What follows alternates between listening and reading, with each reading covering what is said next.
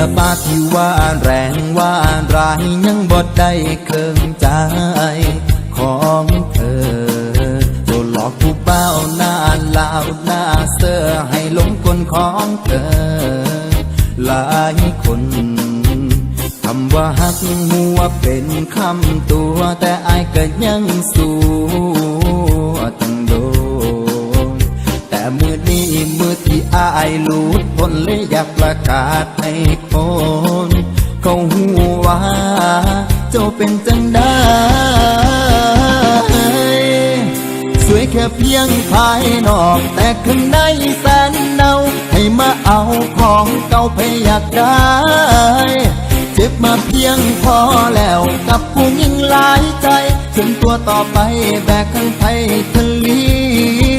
ยงสวยแค่เพียงภายนอกแต่ข้างในแสนเน่าให้มาเอาของเก่าไปอยากได้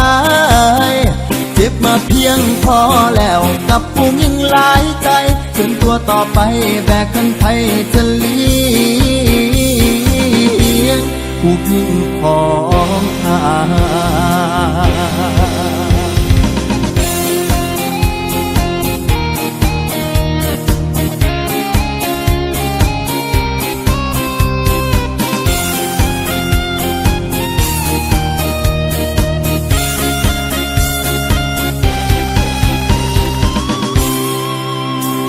กับเฮายังมีหน้าแจกเบอร์เงินหัวใจของเธอ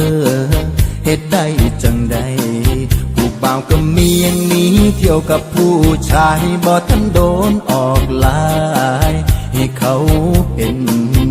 เรื่องผู้ชายคิดว่าเป็นของเล่นนิสัยเจ้าสร้างเป็นบอกแค่ไผผู้บ่าวมูเจ้าก็หูอยู่แก่ใจเจ้ายังแย่งเขาได้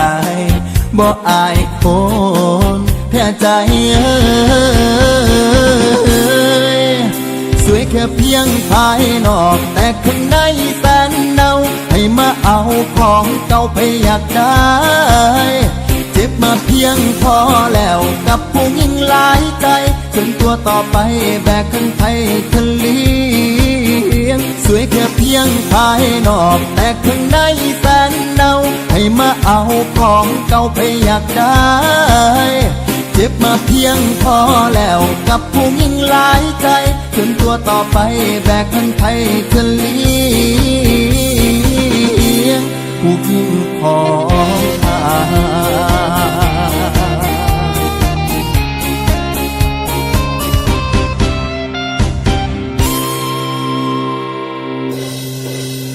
สวยแค่เพียงภายนอกแต่ข้างในแสนเน่าให้มาเอาของเก่าไปอยากได้เจ็บมาเพียงพอแล้วกับผู้หญิงหลายใจจนตัวต่อไปแบกข้างไทยทะเลียงสวยแค่เพียงภายนอกแต่ข้างในแสนเน่าให้มาเอาของเก่าไปอยากได้เจ็บมาเพียงพอแล้วกับผู้หญิงหลายใจจนตัวต่อไปแบกข้างไทยทะเลียงผู้หญิงของ